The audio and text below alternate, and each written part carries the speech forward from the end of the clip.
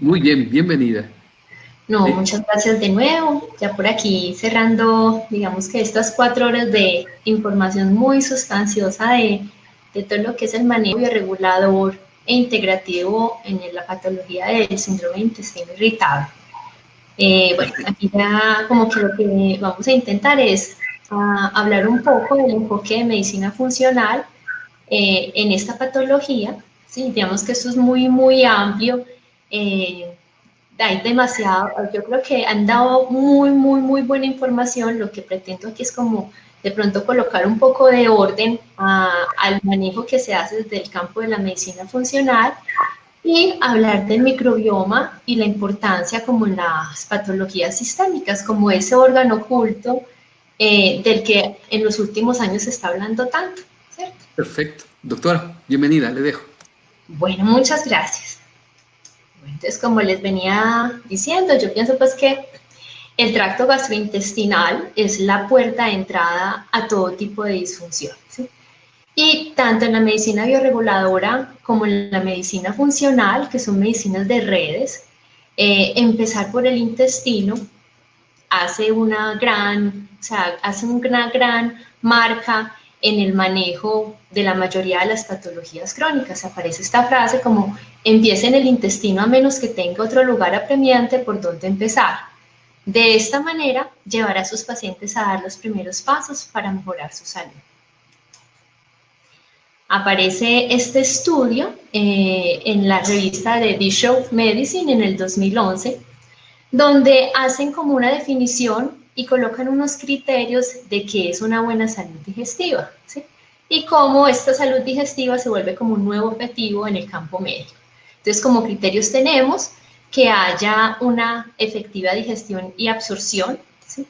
Que haya ausencia de enfermedad asociada, es decir, que el paciente no presente síntomas de enfermedad acidopéptica, no tenga síntomas de reflujo, no tenga gases, no tenga distensión, ni tenga una patología asociada al colon o al tracto gastrointestinal maligna.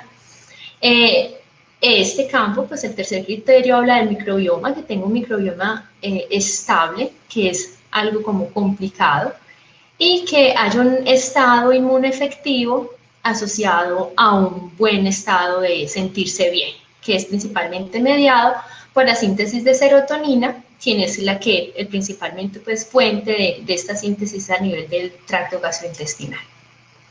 Bueno, entonces, en el enfoque de la medicina funcional, esto es clave y yo creería que es extrapolable a todas las medicinas, pues a la medicina bioreguladora o a todo el campo de las medicinas alternativas aplicable pues a la terapéutica que maneje cada campo, porque finalmente la fisiología que está de base y cuando uno tiene clara la fisiología, pues tiene claro en qué blanco, en qué punto me quedé pegada con mi paciente, por qué mi paciente no me resolvió, cuándo utilizar tal tratamiento y tal tratamiento.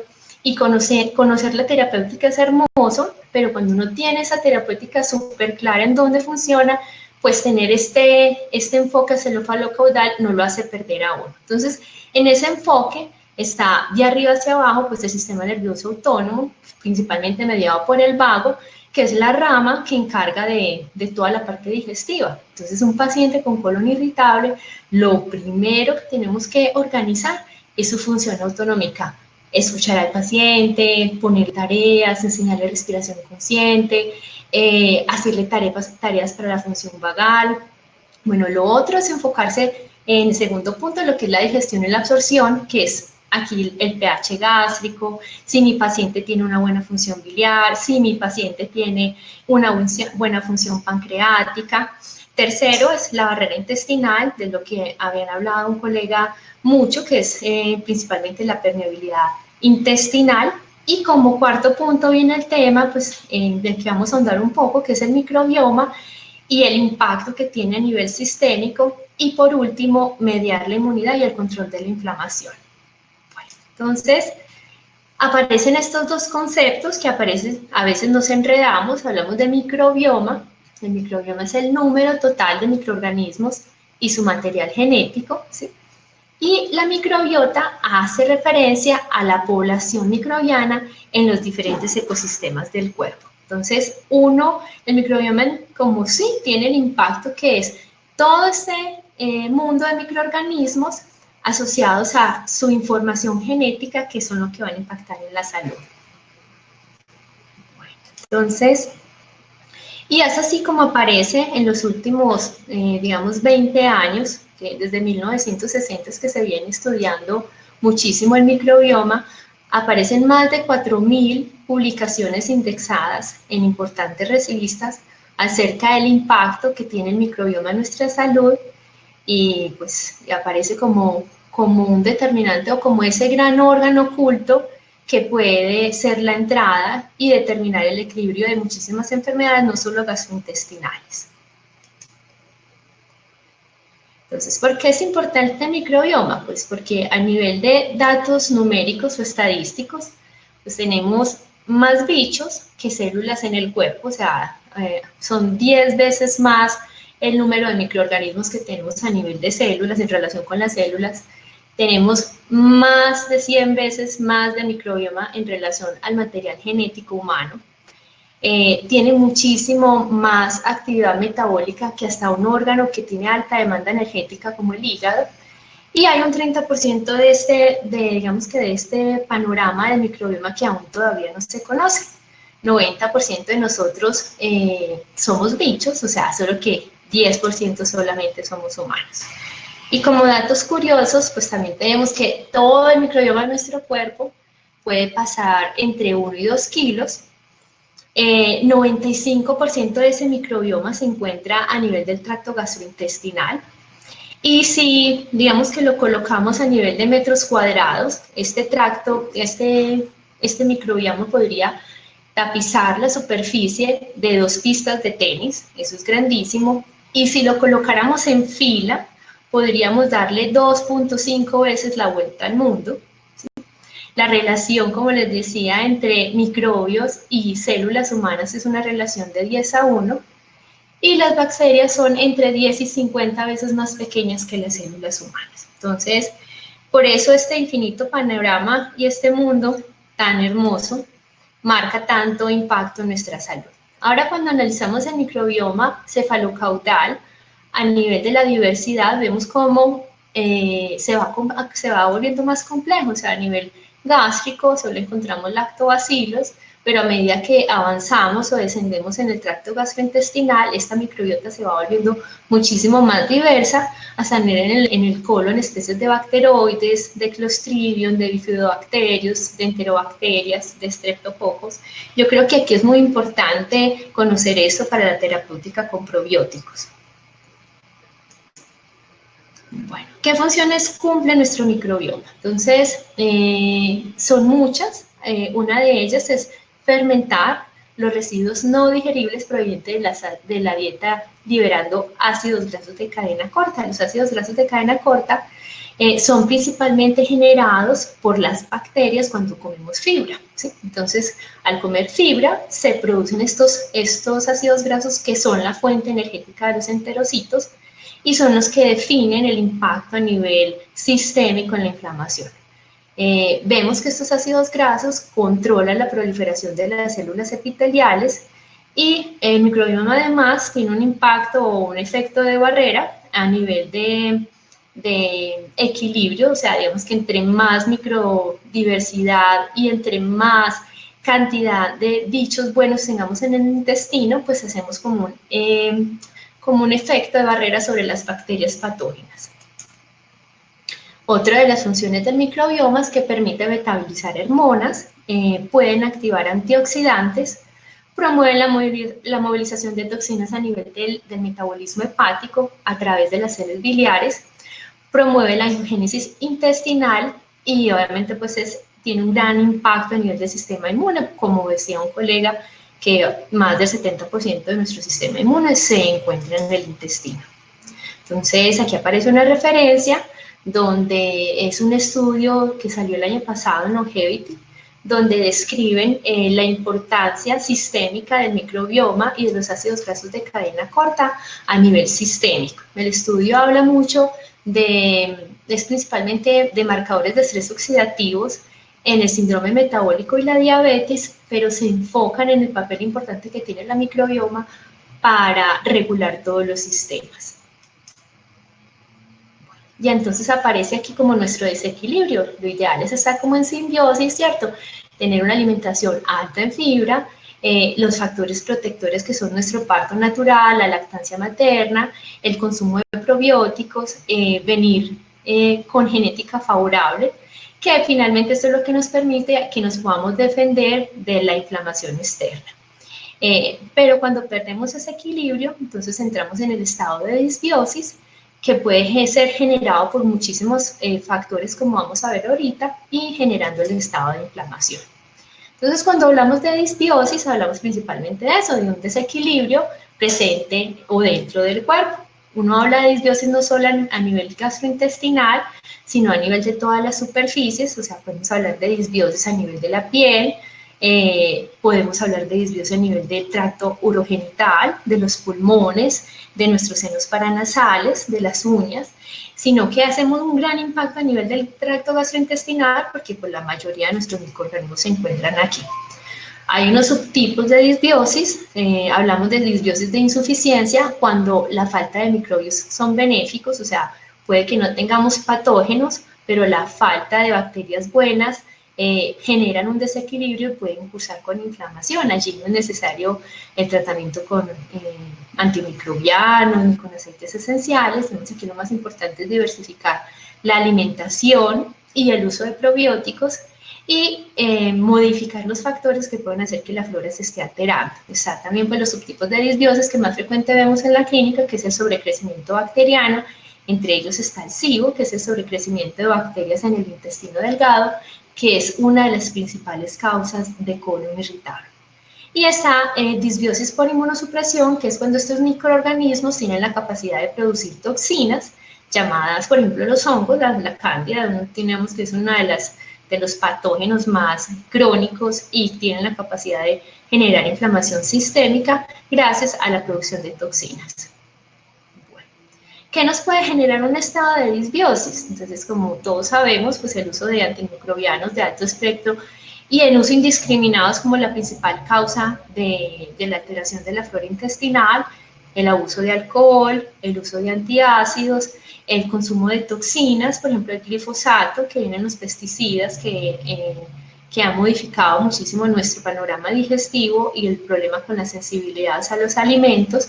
La susceptibilidad genética, hay unos tipos de sangre que son más susceptibles a entrar en disbiosis, por ejemplo los tipos de sangre O las personas que tengan alteraciones en los genes que modifican el HLA, que es el complejo de histocompatibilidad mayor, o en pacientes que vengan susceptibles a tener defectos en el ciclo de la metilación, que es el ciclo por donde nosotros reparamos nuestro sistema inmune, pues son pacientes que son más susceptibles a entrar en disbiosis, en caso tal son los niños con autismo, ¿sí? La lactancia, o sea, la ausencia de lactancia es claro, que el consumo de leches de fórmulas tiene un alto impacto sobre la disbiosis, la vía del parto, los niños nacidos por cesárea tienen una exposición a un tipo de bacterias diferentes que se deben pasar por el canal de parto, y los esteroides. Bueno, aquí el común normal es la dieta, que es, digamos, que el impacto mayor que tenemos que hacer con nuestros pacientes de modificar estilos de vida. Entonces, el consumo excesivo de dieta occidental, ricas en carbohidratos, en grasas saturadas, en alimentos procesados, son los factores asociados a la disbiosis. La alteración del pH gástrico, nuestro pH solamente tiene que ser un pH ácido, es 1 o 2, y es el mecanismo principal que tiene nuestro estómago para favorecer a que no crezcan microorganismos. Cuando se altera este pH, pues prolifera el helicobacter y de ahí para allá puede empezar a generarse un SIBO o cualquier tipo de disbiosis. Bueno, el estrés, que es como algo muy frecuente en todas las patologías crónicas. Yo no tengo, en verdad en mi consulta no conozco un paciente crónico que no tenga algún grado de disfunción del eje adrenal. La causa de la disbiosis por estrés es principalmente porque suprime los lactobacilos y los bifidobacterios, también disminuye la inmunoglobulina A, que es la inmunoglobulina de las mucosas, que son nuestra segunda fuente de defensa frente a los patógenos. También lo que son las catecolaminas estimulan el crecimiento de otros tipos de microorganismos patógenos como la Yersinia enterocolítica, la pseudomonas, y hasta un 45-50% de la producción total de norepinefrina ocurre en los órganos mesentéricos. Entonces allí es donde emociones como el miedo y el coraje pueden aumentar el crecimiento de otro tipo de patógenos como el Bacteroides fragilis. Aquí vemos en esta gráfica como un resumen aproximadamente de todo lo que hemos visto, los estilos de vida, la colonización por exposición a un parto no debido o las hospitalizaciones, el uso de vacunas también estaba implicado a nivel de lo que es la alteración del microbioma, principalmente porque los conservantes que vienen en las vacunas se han encontrado, por ejemplo, trazas de glifosato, de metales pesados que pueden alterar la mucosa del intestino, generando permeabilidad intestinal y en muchos de los casos también las infecciones virales asociadas a la colocación de la vacuna son causantes de hiperplasia linfoidea y de perpetuación de panoramas digestivos en nuestros niños. Bueno, aquí como importante, ¿cierto? Lo que les hablaba anteriormente de la vía del parto. Entonces antes conocíamos que nuestro líquido amniótico era estéril, pero ahorita hay evidencia en estudios en neonatos donde les estudian el meconio, donde evidentemente hay crecimiento de bacterias no encontradas en otros órganos de los bebés que explican la presencia de una vía transplacentaria donde la mamá, el microbioma de la mamá, puede empezar a generar disfunción e inflamación a nivel intrauterino hasta mucho antes del parto, ¿cierto? Entonces hay una vía donde los bebés constantemente están en influjo de la parte inflamatoria del intestino de la madre, que es allí donde tenemos que trabajar en la prevención. Entonces, cuando nace un bebé, que usualmente ahí empieza la mancha atópica, el problema de alergias, el cólico del lactante, pues la única manera de no perpetuar el ciclo inflamatorio es trabajando en la mamá, haciendo programas de retiros de eliminación de alimentos inflamatorios, organizando el microbioma y de esta manera también pues impactamos en la otra vía, que es en la vía enteromamaria, que es la vía linfática, donde el intestino de la madre está en contacto con la leche materna, con la glándula mamaria, y es así, digamos, que podemos empezar a impactar en una lactancia protectora en nuestros niños. Bueno, aquí pues aparece como el tratamiento con antibiótico en corto plazo puede favorecer a organizar un problema temporal, ¿sí? Porque a veces le tenemos como miedo a los antibióticos, pero los antibióticos son útiles en cortos lapsos de tratamiento, pero a largo plazo pues pueden promover el desarrollo y agravación de la enfermedad y obviamente cambiar todo el panorama gastrointestinal y microbioma. Este es el estudio que muestra que en conclusión durante las últimas décadas se ha evidenciado que durante el embarazo la microbioma materna, sus productos pueden ser transferidos al feto a través de la placenta y por la leche materna. Entonces aquí creo que los ginecólogos deben trabajar hartísimo en prevención, en lo que es tener controles prenatales de maternas comiendo sano, porque esto es lo que va a impactar en la salud de los niños. Y desafortunadamente ahorita hay una incidencia de cesáreas programadas hasta del 30%, Chile tiene una incidencia hasta del 40% de cesáreas innecesarias, y es allí donde empieza como todo el ciclo inflamatorio y la incidencia de las enfermedades alérgicas, el asma, la rinitis, la dermatitis, los problemas hasta el trastorno del neurodesarrollo, que digamos que en autismo sí hay clara evidencia de que hay mayor incidencia de niños que tienen este diagnóstico y que tienen partos por cesárea. Bueno, entonces cuando hablamos de un microbioma saludable, ¿de qué hablamos? Pues hablamos principalmente de lo que es diversidad. Entonces, en este estudio de Genoma Medicine del 2015, estudian poblaciones y empiezan a mirar que las poblaciones más sanas y más longevas, ¿a qué se deben? Y se deben principalmente pues, a sus estilos de vida. Entonces, cuando miran los estilos de vida, pues son personas que tienen alimentaciones muy ancestrales, alimentaciones basadas en muchísimos vegetales, en fibra, en proteínas limpias, que son muy tranquilos, usualmente estas poblaciones las que viven al lado del mar. Y esto pues genera pues como el impacto de lo que es un microbioma diverso y del por qué en esas poblaciones es muchísimo menos la incidencia de enfermedades crónicas y la senectud. Bueno, entonces aquí tenemos cómo vemos en cada parte del cuerpo de nosotros, pues estamos, digamos que colonizados por un tipo diferente de microorganismos, todos están en red, como conocemos el mal, que desde la nariz hasta el anito todo está conectado, pero es esa diversidad y esas interrelaciones entre unas y otros microorganismos las que definen finalmente el equilibrio de salud y enfermedad.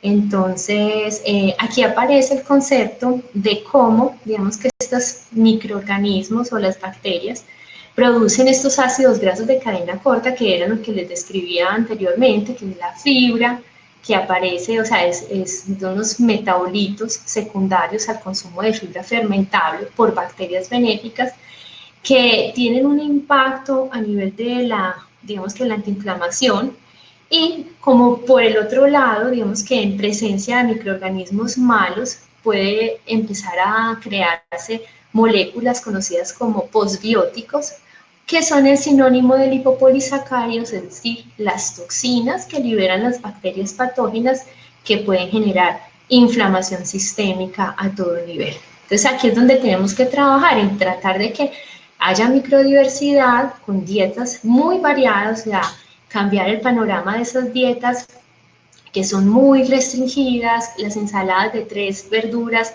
y en el mismo plato, porque esto es lo que favorece al crecimiento de que no tengamos una, pues digamos, de que no tengamos una flora diversa. Entonces, para resumir, un microbioma saludable es aquel que es diverso, que es rico, que es capaz de dar respuestas, que es capaz de movilizar toxinas, principalmente a nivel hepático, que es capaz de convertir metabolitos a ácido láctico, que es capaz de metabolizar hormonas, que es capaz de sintetizar o metabolizar antioxidantes, que tiene la capacidad de adaptarse a ambientes externos. Esto es muy importante. Normalmente cuando nos cambian de un lugar a otro en el tiempo, nuestro microbioma lo que hace es adaptarse a la exposición externa y que sea resiliente. Bueno, y esta es como la referencia frente a lo descrito. Este estudio salió en el 2015, que es un estudio donde miran el impacto del microbioma intestinal y la bidireccional a nivel del huésped. Entonces, los conceptos como diversidad, cantidad y comunidad bacteriana con resiliencia, pues son los 3, digamos, conceptos claros que definen a un microbioma diverso. Es como lo mismo. Entonces, como perla clínica, entonces la diversidad del microbioma es esencial para mejorar la tolerancia oral y la salud en general. Y cuando hablamos de tolerancia oral, hablamos del montón de problemas que tenemos actualmente con los alimentos que nos rodean, o sea, porque empezamos a hacer sensibilidad al gluten, sensibilidad a la caseína, finalmente cuando nacimos comiendo huevo, leche y pan empezamos a hacer reacciones a esto, y en verdad lo que ha generado el exceso de sensibilidades alimentarias o la pérdida de la tolerancia oral, que es el mismo término, es nuestra ausencia de microbioma diverso generado por todos los factores que les explicaba. Y entonces aquí es como para que tengamos en cuenta que a veces una dieta muy restringida, ¿sí? Perpetúa el problema, ¿cierto? Genera que sigamos perdiendo esa tolerancia oral. Entonces digamos que aquí lo más importante es resolver la inflamación mientras estamos como en un programa de desinflamación de un colon intestinal, de un colon irritable, de una permeabilidad intestinal, pero en la medida que ese panorama vaya desinflamando hay que empezar a ingresar alimentos orgánicos, limpios, y dejar de tenerle miedo del todo a la caseína, porque hay alimentos con caseína que son buena fuente de alimentación, por ejemplo la leche de cabra, ¿sí? Algunos quesos, que en un paciente muy inflamado inicialmente no se puede ingresar. Lo mismo la fibra fermentable de la que hablaban anteriormente, pues es la fibra más importante para nuestro intestino. Dejar ausente de fibra fermentable, que son los FUDMAPs, al intestino es peligroso porque lo que pone es en ausencia de comida a los microorganismos. Entonces, digamos que todos estos enfoques de retiros, de eliminación, de FUDMAPs, hay que hacerlos temporalmente mientras bajamos inflamación, y posteriormente hay que empezar a ingresar toda esa fibra fermentable cuando empezamos a ingresar probióticos, porque es lo que va a generar que nuestro panorama de diversidad se amplíe. Para hablar de impacto del microbioma a nivel sistémico, vamos a tocar cositas. Ya todos los doctores han hablado mucho de la red, del MAL, del GALT. Aquí es como ahondar de que el microbioma tiene pues impacto a todo nivel, a nivel cerebral, a nivel de la piel, a nivel pulmonar, ¿sí? Aparece este estudio donde describen las principales condiciones asociadas al microbioma humano. Entonces aparecen obviamente nuestros dos grandes problemas intestinales mayores, que son el colon irritable, el síndrome de intestino irritable y la enfermedad inflamatoria intestinal, donde mecanismo propuesto es la ausencia de diversidad. Ahí volvemos y retomamos el término, y donde el posible terapéutica es asociada pues a probióticos. ¿Listo? Aparecen otras enfermedades como la que tocó el colega anterior, las enfermedades metabólicas. Entonces las enfermedades metabólicas no tienen nada que ver solo con un conteo calórico o con un exceso o disminución de ejercicio, sino a un problema inflamatorio donde el microbioma tiene un gran impacto. Nuestras enfermedades alérgicas, las enfermedades neuropsiquiátricas, y digamos que aquí como concepto general, los probióticos tienen un gran impacto para la rehabilitación de estas patologías. Entonces, no es sino que vengamos genéticamente predispuestos a tener una microbioma alterada, y pues empezamos como con la enfermedad crónica a todo nivel. Yo te digo que acá a nivel de autoinmunidad es como clave saber organizar muy bien el intestino, porque pues el 70% del sistema inmune está en el intestino, pues es la entrada para la activación de la autoinmunidad. Bueno, aquí vemos impacto de la diversidad del envejecimiento, lo que les describí anteriormente. Estudios en población viejita mostraban que entre más diverso, más saludables y más autónomos. Como condiciones asociadas a la disbiosis, vemos todo lo que han descrito los colegas anteriores: problemas desde a nivel neuropsiquiátrico, depresión, ansiedad, los problemas de atopias, asma, rinitis, eczema, problemas de acné, problemas a nivel hepático, hasta cáncer, obesidad, todo lo que es el síndrome metabólico. Y para hacer esto aún más complicado, pues se han encontrado patologías que tienen, o sea, que les han encontrado tipos de bacterias asociadas principalmente a las patologías. Entonces aquí ya también, o sea, la falta de diversidad y mecanismos propuestos donde algunos microorganismos tienen impacto para desarrollar patologías. Síntomas asociados a la disbiosis, pues hay síntomas desde el intestino, todo lo que conocemos de patología crónica intestinal desde arriba hasta abajo: agriera, eructadera, distensión, gases, estreñimiento, diarrea, hasta todos los síntomas sistémicos, desde un brain fog, la capacidad de no concentrarme, la ansiedad, la depresión, la fatiga, que en todos nuestros pacientes abundan, la capacidad para no atender, ¿cierto? Los pacientes con problemas reumatológicos, la artritis, la fibromialgia, el insomnio, que digamos que es otro de los síntomas muy frecuentes en las patologías crónicas. Y vemos pues que aparece esta red de intestino-cerebro, de la que también ya han hablado mucho, y a veces pensamos pues que tenemos como concepto que nuestro intestino es nuestro segundo cerebro, pero vemos también el impacto que tiene la disfunción neurológica a nivel intestinal. Y esto quiero como dejarlos claro, porque pues la entrada de la conferencia fue: hay que arreglar el intestino para arreglar el paciente, y yo a veces pienso que hay que ahondar en la red de la disfunción para organizar el paciente, y es Por ejemplo, en muchos de los chiquitos que yo veo y también en pacientes adultos crónicos con problemas de disfunción autonómica, es más importante empezar por arriba, organizar el cerebro, porque la disfunción neurológica tiene un gran impacto a nivel de la red intestinal, tanto como así como a nivel del nervio vago, como les venía explicando. Un paciente con disfunción autonómica usualmente transcurre entre estreñimiento y diarrea, y solamente ese cambio de patrón de movimientos intestinales pues favorece el crecimiento de bacterias, favorece la permeabilidad intestinal, favorece a que un estómago no produzca ácido, favorece a que una vesícula no se contraiga. Entonces, en algunos casos la bidireccional es muy importante, y en algunos casos hay que empezar por, y no solamente quedarnos pensando que un intestino se organiza a nivel de probióticos.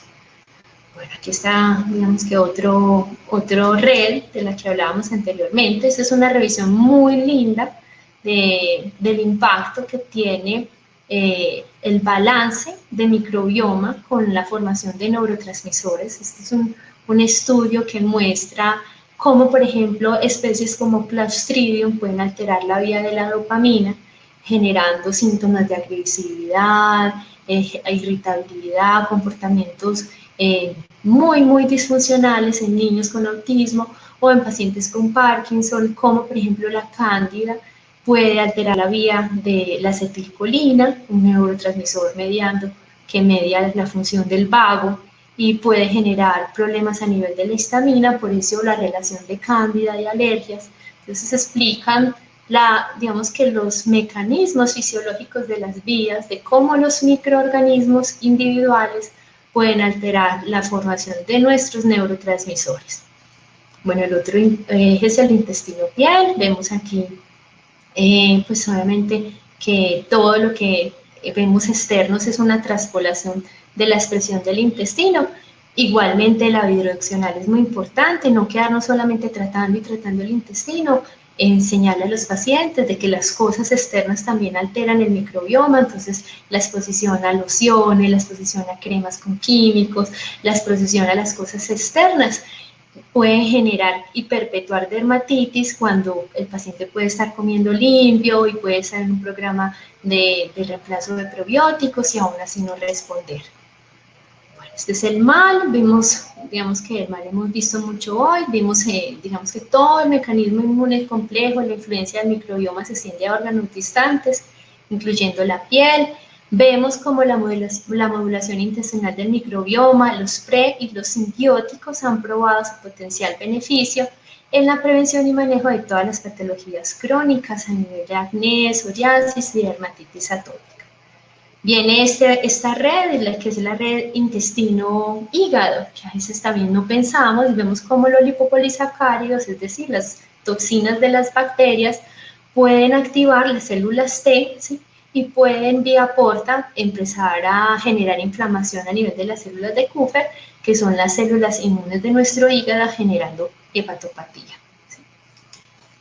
Esta es la red, una de las vías es por inflamación de lipopolisacáridos a circulación sistémica, y la otra es por la alteración de la producción de ácidos biliares, que son muy importantes para la diversidad del microbioma y de la inmunoglobulina A. Otra red sistémica del intestino pulmón, al igual que la piel. Entonces, súper importante no solo enfocarnos en organizar el intestino, sino también explicarle al paciente la exposición a agentes contaminantes externos, que sabemos que nuestro mundo ahorita cada vez más contaminado, las exposiciones laborales. Entonces no es solo organizar el intestino, sino organizar la red bidireccional, ¿sí? Porque pues aquí hablamos es como de barreras. Entonces, como puede haber permeabilidad de la barrera intestinal, también puede haber permeabilidad a nivel de la barrera de los pulmones. Bueno, otro eje que digamos que es para mí fascinante, el mundo de la tiroides y la tiroiditis. Pues que las tiroiditis no se organizan organizando la tiroides, sino organizando el sistema inmune, y el 70% de nuestro sistema inmune, recuerden que es a nivel intestinal, o sea, todas las disfunciones tiroideas de Hashimoto, que es la tiroiditis autoinmune más frecuente en nuestra población, todas tienen de base permeabilidad intestinal, todas tienen de base alteración del microbioma. Por ahí es donde hay que empezar a ahondar en los pacientes para poder apagar sus tiroiditis. Bueno, esta es otra de las redes de cómo a nivel endocrino hay un lazo completo entre las citoquinas inflamatorias intestinales a nivel del sistema neuroendocrino. Este es de lo que hablábamos anteriormente, de cómo nuestro microbioma está asociado a toda la inflamación sistémica metabólica. Entonces, el microbioma participa en el metabolismo sistémico, afecta el equilibrio energético, el metabolismo de la glucosa y la inflamación de bajo grado, que está asociada con todo lo que es el síndrome metabólico, y vemos como en presencia de permeabilidad intestinal, los lipopolisacáridos, que son las toxinas de las bacterias, pueden empezar a viajar a circulación sistémica, y esto lo que perpetúa es el incremento de endotoxemia, inflamación y desórdenes metabólicos.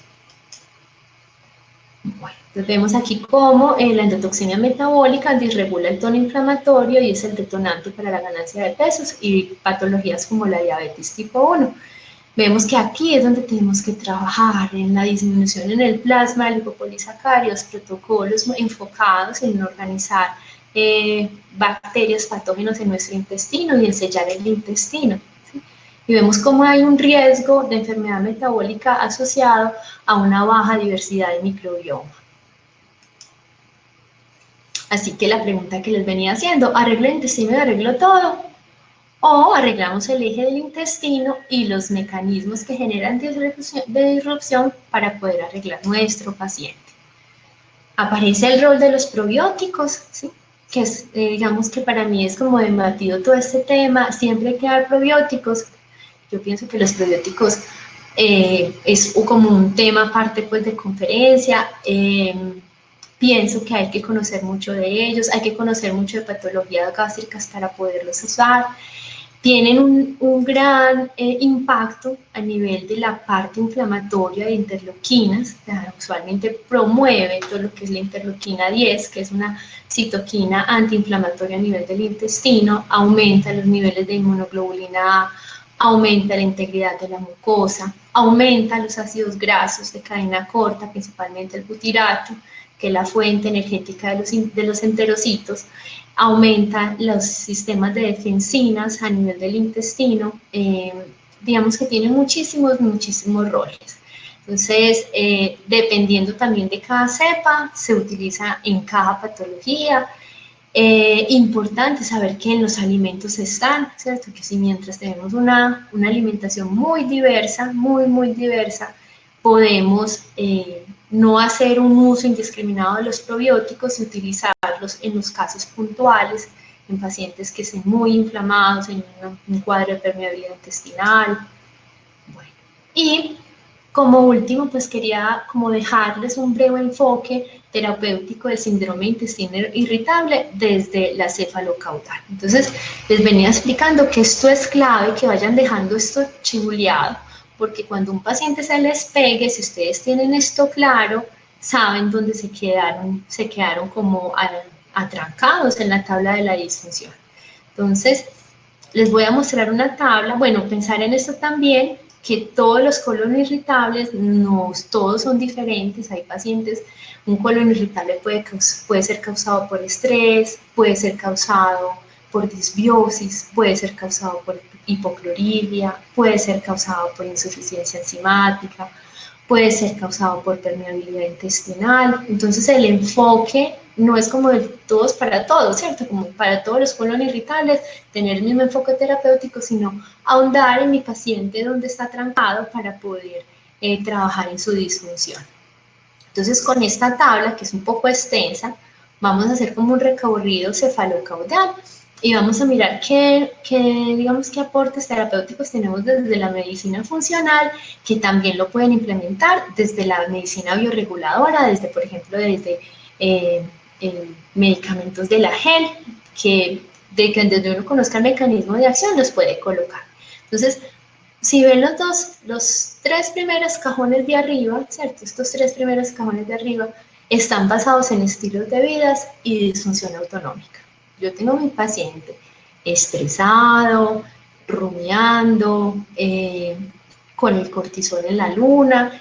Yo ya sé que mi paciente se va a pegar a nivel intestinal, ¿cierto? Entonces aquí es súper importante mandar tareas, ¿cierto? Hacer ejercicio, ponerlo bravo, a meditar o yoga o todo lo que sienta el paciente que se puede generar adherencia con él, enseñarles a hacer respiración consciente.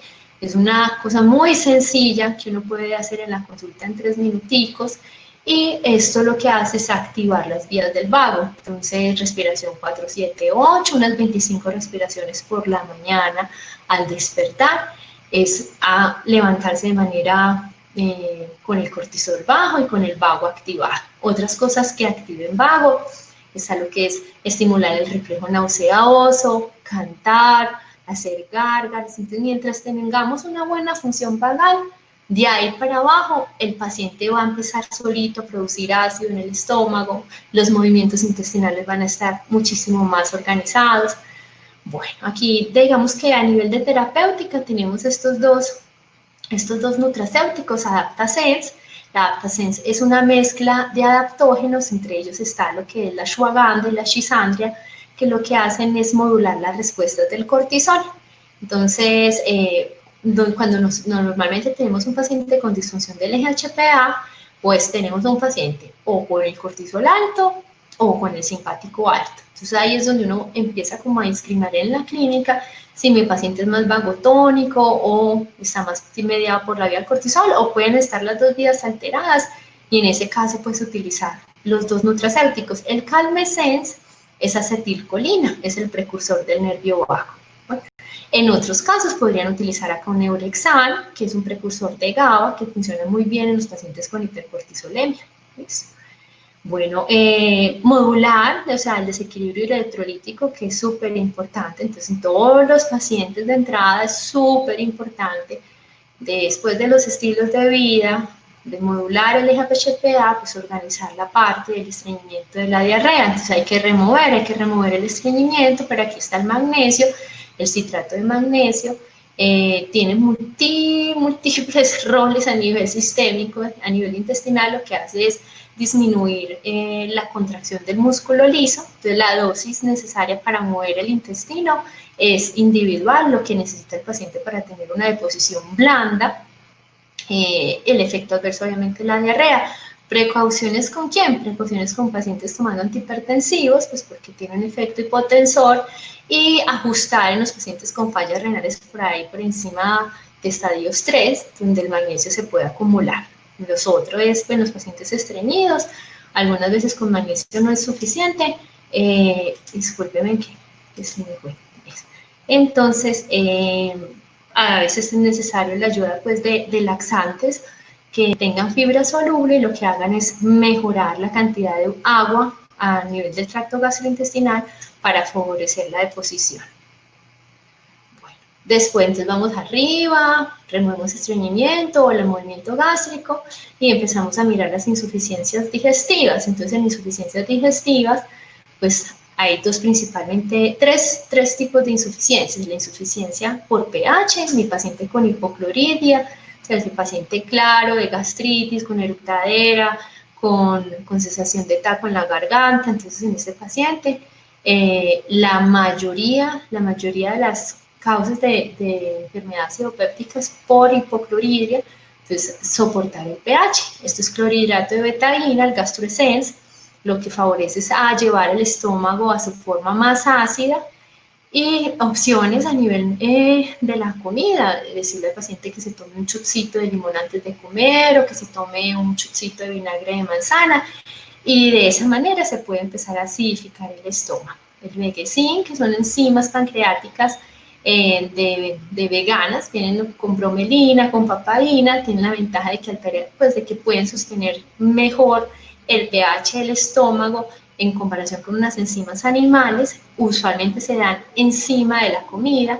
¿Cuándo pensar en un paciente con insuficiencia pancreática? Paciente que coma carbohidratos y empiece a estar distendido 2 o 3 horas después de comer. Eso es como un patrón de insuficiencia enzimática. Entonces, en estos pacientes, el uso de apoyo de función enzimática puede favorecerle la digestión o medir una elastasa fecal y mirar si la elastasa fecal está por debajo de 200, pues hace diagnóstico de insuficiencia digestiva. Bueno, y la otra que no está aquí es la insuficiencia biliar, que es el típico paciente que come grasa, se toma una cápsula de omega 3 y eructa omega 3, o come grasa y tiene satorrea. Entonces, en este paciente, pues es importante soportar la función biliar. La función biliar se soporta con cúrcuma, con vitamina C en dosis alta, con vinagre de manzana, con enemas de café, ¿sí?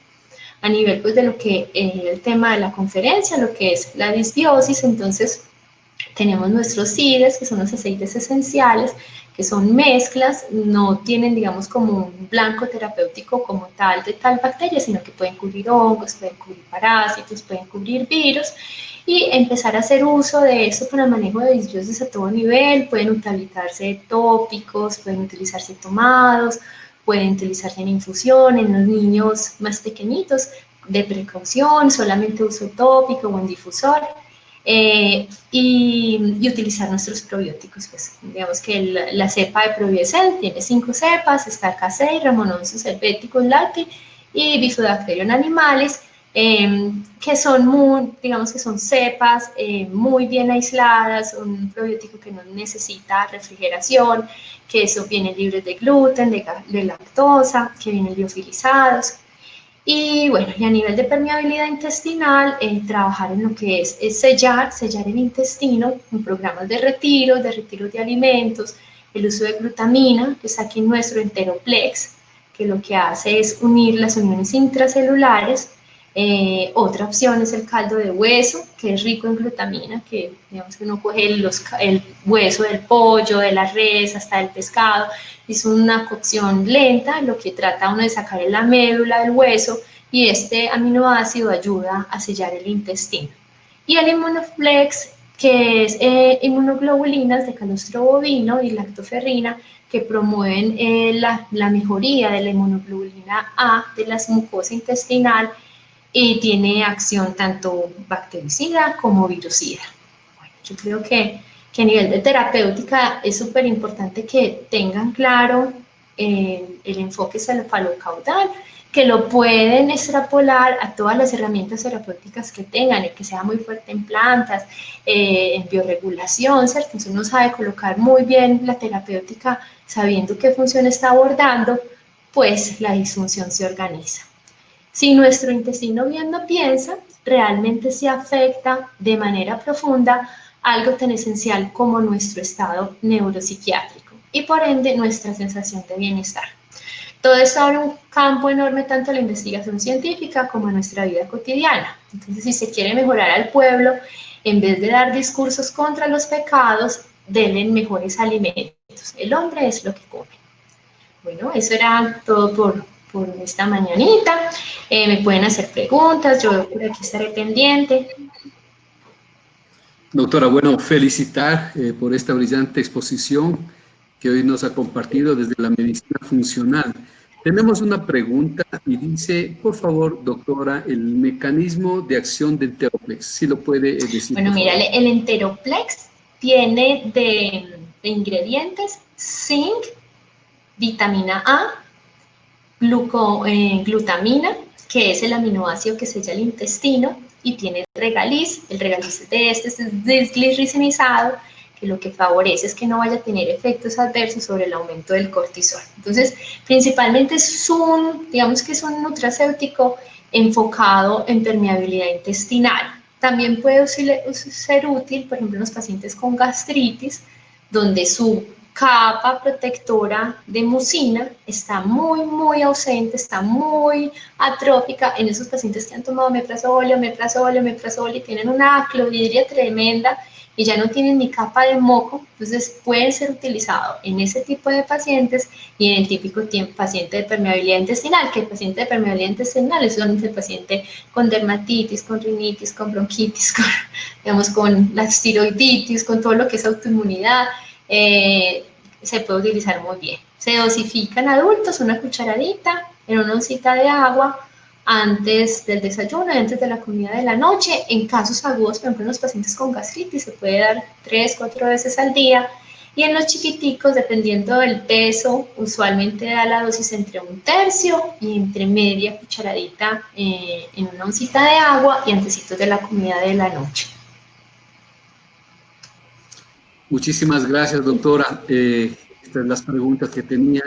Bueno, aquí preguntaron sobre la dosis de Enteroplex, ya nos acaba de mencionar cómo se recomienda el uso del medicamento. De todas maneras, queridos doctores, doctoras que están presentes el día de hoy, pues todo el tiempo estamos a través de nuestra área comercial, tanto la compañía de Ruiz Pharma, representante de GEL, como Biomolec, representante de Nutrabiotics, atentos a sus requerimientos. Una pregunta más, doctora. Dice... Bueno, el doctor dice, ¿cómo se puede dar o utilizar Enteroplex en caso de estreñimiento o gastritis? Y disculpas que están solicitando nuevamente que se hable de la dosificación. ¿De Enteroplex? Bueno, por favor. Mira, el Enteroplex en gastritis se utiliza igual como permeabilidad. El caso, digamos que agudo, sería la excepción, que es en el paciente que efectivamente, o sea, está súper erosionada la mucosa del estómago, el paciente con omeprazol que uno necesita desmontarle el omeprazol. Entonces, en este tipo de paciente, uno puede dosificar hasta unas 3 o 4 veces al día. La dosis es, el Enteroplex viene en cucharita medidora, tiene una cucharita adentro, entonces la cucharadita la echa en una onza de agua, ¿listo? La disuelve y la toma en ayunas y antes de la comida de la noche. En casos agudos las puedes tomar hasta 3 o 4 veces al día. El efecto adverso del Enteroplex, ¿sí?, es que puede dar un poco de estreñimiento. Entonces, digamos que en el paciente muy estreñido hay que tener precaución, ¿sí? Y el otro es que no se puede utilizar en embarazo, por lo mismo, porque tiene regaliz y el regaliz tiene efectos sobre la oxitocina, o sea, puede promover las contracciones uterinas. Esa es la única contraindicación que tiene el Enteroplex. Lo mismo, lo que les decía, se puede utilizar tanto para gastritis como para permeabilidad intestinal. Gracias, doctora. Aquí existe una pregunta relacionada con Enteroplex. Dice, Enteroplex, al contener regaliz, ¿ha tenido usted alguna retroalimentación en pacientes con hipertensión arterial debido a que desde la herbolaria no se recomienda a estos pacientes? Bueno, lo que les explicaba anteriormente, el regaliz que tiene el Enteroplex es regaliz disglirinizado, no tiene efecto sobre el cortisol, entonces no hay ningún problema de generar hipertensión en los pacientes, ¿listo? Cuando uno utiliza el regaliz en la nutracéutica, usualmente es en el paciente como con síndrome de fatiga crónica, donde las adrenales están muy fundidas. En ese tipo de pacientes, pues uno utiliza el regaliz puro con acción pues como de activar la función adrenal. Pero el Enteroplex ahí tampoco tendría acción, ¿listo? No hay problema con hipertensos, no hay problema en pacientes, o sea, no tiene impacto en disfunción adrenal y con cuidado en embarazo. Con cuidado no, contraindicado en embarazo. Bueno, muchísimas gracias, doctora. Mucho gusto, doctor. Pueden acompañar, brillante exposición. No, muchas gracias. Gracias por el aporte. Si nos pueden prender la cámara, doctor Freire. Gracias, doctor. Doctor Freire, por favor, todos los doctores, si pueden prender un rato su cámara para tomar una fotografía, porque en realidad, miren, este es un evento, primer evento que hacemos desde el punto de vista de medicina bioreguladora y lo que es la medicina funcional. Así que esperamos haber contribuido, compartir con todos nuestros queridos colegas estos conocimientos y que tengan una facilidad en el abordaje terapéutico. Doctor Freire, muchas gracias por todo su aporte, doctor Béjar, doctora Pérez también desde Colombia. Así que, de todas maneras, estimados doctores y doctoras, esta conferencia queda en nuestro portal, en el portal, en la página web, para que ustedes lo puedan revisar el dato que así lo deseen. Este material queda dentro de la biblioteca de laboratorio. Quiero agradecer, no sin antes, a todas las personas que hacen posible esto, viable esto, que son desde la compañía Biomolec, su área comercial, su área de marketing, de igual manera de Ruiz Pharma, y a ustedes, estimados doctores, por su paciencia y haber estado con nosotros durante toda esta jornada, que espero hayan disfrutado, al igual que nosotros disfrutamos compartiendo estos conocimientos. No sé si unas palabras del doctor Freire, tal vez, o del doctor Beja, para dar cierre a esto. Y después terminamos con broche de oro con palabras de la doctora Pérez. Bueno, muchas gracias. Ha sido un gusto participar, estar con colegas que han dado sus conocimientos y han compartido de una manera muy clara y precisa. Eventos como este lo que hacen es ayudar a nuestros pacientes. Eso es lo importante, que nuestros pacientes sean los que se benefician de nuestros aportes y de compartir toda esta dinámica muy bien llevada por el Ruiz Pharma. Les felicito y estamos a la orden. Muchas gracias, doctor Freire. Doctor Beja. Agradecerle a ti, Wilfrido, y a Ruiz Pharma. Esperamos vernos en otras circunstancias, en otras ocasiones. Gracias a todos. Gracias, Ricardo. Doctora Pérez.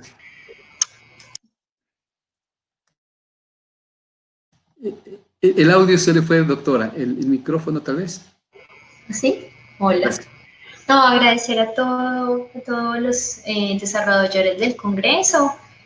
También un sentido pésame de la familia de la doctora Eda, que todas la conocimos y yo creo que es una súper triste noticia, tanto para los estudiantes, colegas, personas que compartieron con ella, hasta para la misma compañía GEL, ¿cierto? Porque vemos que ella tuvo un gran auge en el desarrollo de la compañía. Decirles a ustedes que no se cansen nunca, los que están allá escuchando, de ahondar y ahondar en la fisiología y en las causas de por qué esos pacientes están tocando las puertas de su consultorio, ahondarlos con toda la manera más integral y con todas las herramientas que tengan a su alcance. Yo escucho a estos doctores que están súper elevados en bioregulación y digo, wow, pues uno tener toda, digamos que toda esta terapéutica para poderla entender y colocarla en el plan de los pacientes. Y en eso tenemos que ahondar, es en tratar de encontrar causas y poner lo mejor empeño de nosotros para que los pacientes salgan adelante. Muchísimas gracias, doctora, por su mensaje también. Y recuerden, este evento fue en honor póstumo a la doctora Eda Medina, a quien, bueno, damos nuestras plegarias, que Dios la tenga en su gloria, y este evento por Eda Medina. Muchísimas gracias, una buena tarde a todos, les envío un fuerte abrazo y estaremos próximamente anunciando nuestro evento bioregulador. Gracias y una buena tarde a todos.